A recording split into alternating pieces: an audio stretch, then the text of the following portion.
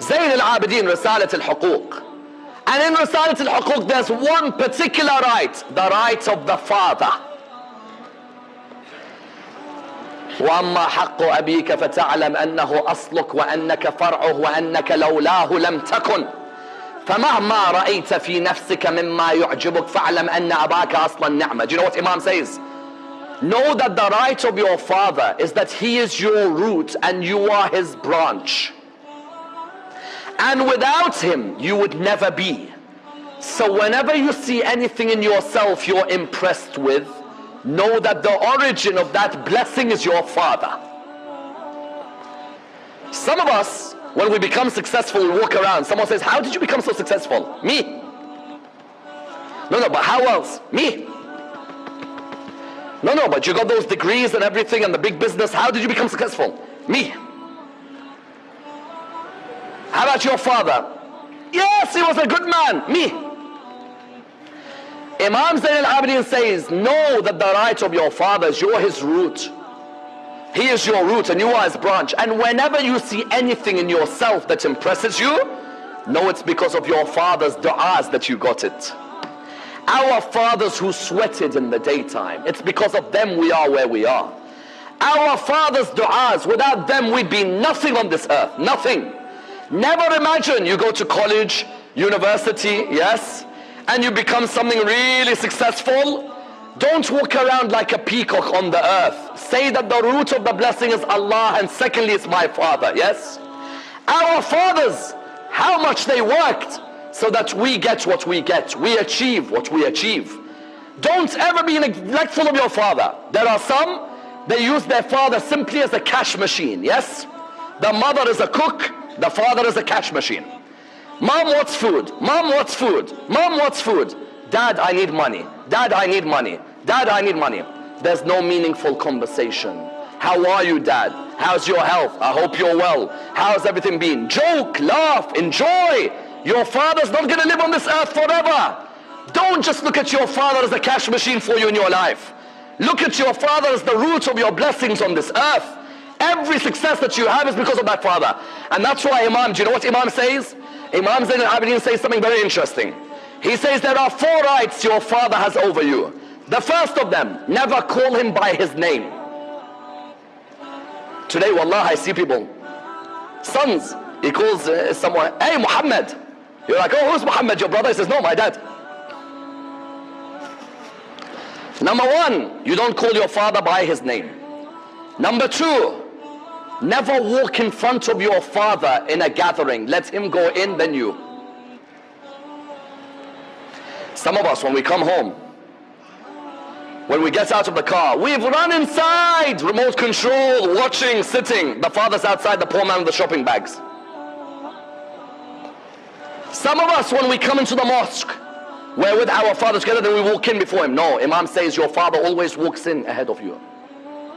Number 3, and quite beautifully, don't sit down in a gathering until your father sat down. When your father sits, then you sit. I remember one famous speaker, his son, I would always see him when the dad is walking to Mimbar, about to give lecture. Wherever the son is in the crowd, he'll stand. Until the dad sits, then he sits where he is. I asked him one day, I said to him, whenever your dad goes up to give lectures, you're in the crowd, I see you, you stand up until your dad sits. He goes, yes. Imam Zayn al-Abidin says, don't sit until your dad sits. My dad stood up, I have to stand up.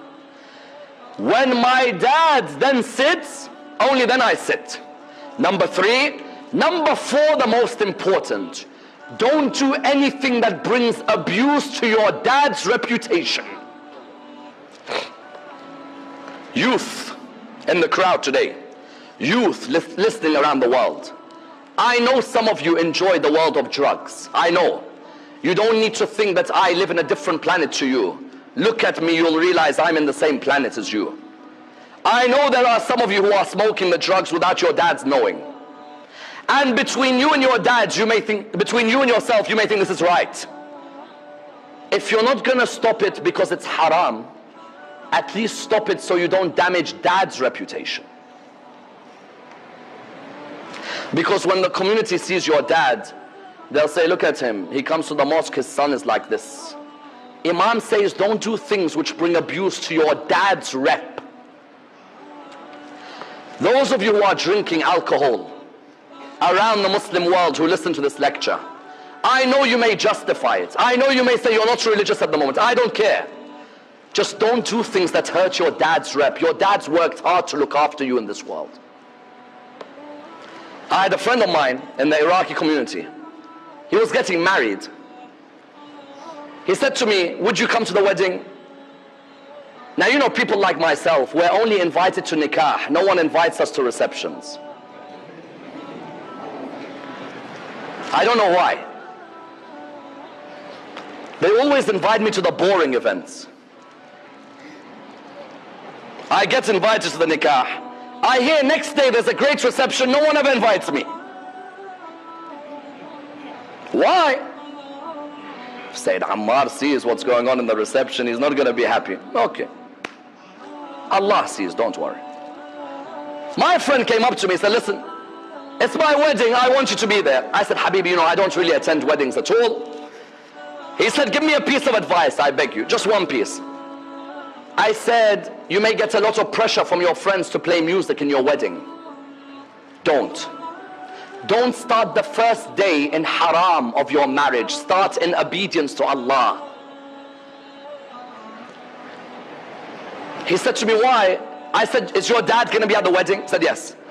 I said, your dad might smile when you guys are all dancing. Deep down he's hurt.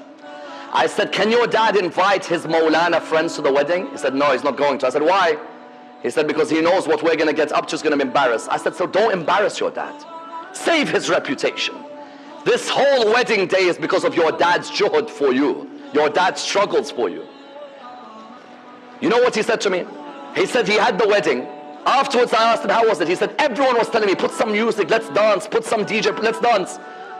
He said, Wallah, I remembered your words. I could see my dad sitting in the wedding. I said to him, no music in my wedding. No way. No way. There is not going to be any music. This is my wedding, my father. I'm not going to damage his reputation. I'm not going to have the whole community saying, this is what his son does. Now that person is happily married with a beautiful daughter. Fantastic marriage. And whenever he sees me, he tells me, that day I started in halal, yes, until now I see the rewards of my marriage. And others who started in haram, their marriages went really shaky. Therefore, what do you find? You find that the fourth one is what? Don't bring that which brings damage to your dad's rep. Yes, you may enjoy, but Imam Zayn al-Abidin says what? The fourth right of your father is you don't bring something that damages the rep.